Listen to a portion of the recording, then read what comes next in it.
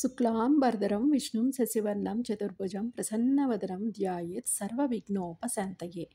23వ రోజు బద్ధ అష్టమి.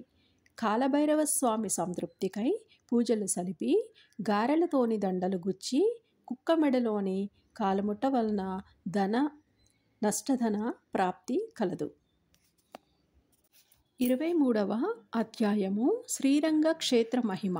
విజయాన్ని చేపట్టిన పురంజేయుడు సత్యవాదియు సదాచార సంపన్నుడును దాతయు భోక్తయు ప్రియవాదియు అయ్యాడు.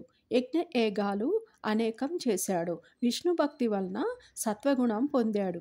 అరిషడ్వర్గాల్ని జయించను. కార్తీక వ్రతం చేయటం వలన పాపాలు అన్నీ పోగొట్టుకున్నాడు. విష్ణువుని ఆరాధించే విషయంలోని ఏ నెలలో ఏ విధంగా చేయాలనే భావము కలిగింది. ఏ క్షేత్రము సుఖప్రదమైందో ఆలోచించసాగాడు. ఆ సమయంలోని ఆకాశవాణి, ఓ పురంజయ, కార్తీక మాసంలోని కమలావతిని అర్పించటానికి రంగనాథుడున్న కలియుగ వైకుంఠమైన శ్రీరంగక్షేత్రం వెళ్ళు. అక్కడ సంసార పాశాన్ని తెగగొట్టే శ్రీరంగనాథుల్ని పూజించు అని అదృశ్యమయ్యను. ఆ మాటలు విన్న పురంజయుడు చతురంగ బలములతోని రంగనాథుని దర్శనార్థము బయలుదేరాడు.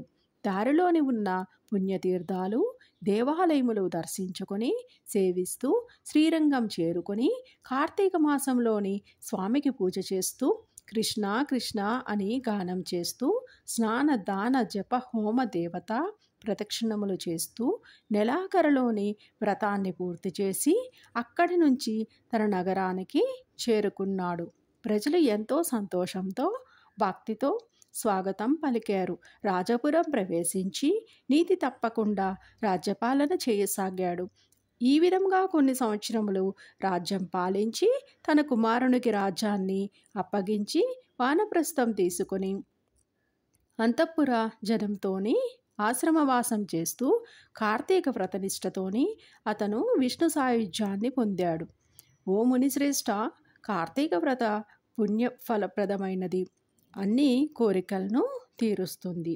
కార్తీక ధర్మాలు శ్రమకరాలు కావు.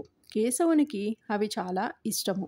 అటువంటి కార్తీక ధర్మాల్ని మానవుడు బుద్ధిపూర్వకంగా ఆచరించితే ఉత్తమగతిని పొందుతారు. స్వర్గ సుఖాల్ని ఇచ్చేది పాపనాశనమైనది అయిన జయప్రదమైన కార్తీక వ్రతం చేయని వాళ్ళు కీడు పొందుతారు. ఈ అధ్యాయాన్ని విన్నవారి పాపాలు తొలగిపోయి ఉత్తమగతి పొందుతారు. 23వ అధ్యాయము సంపూర్ణము.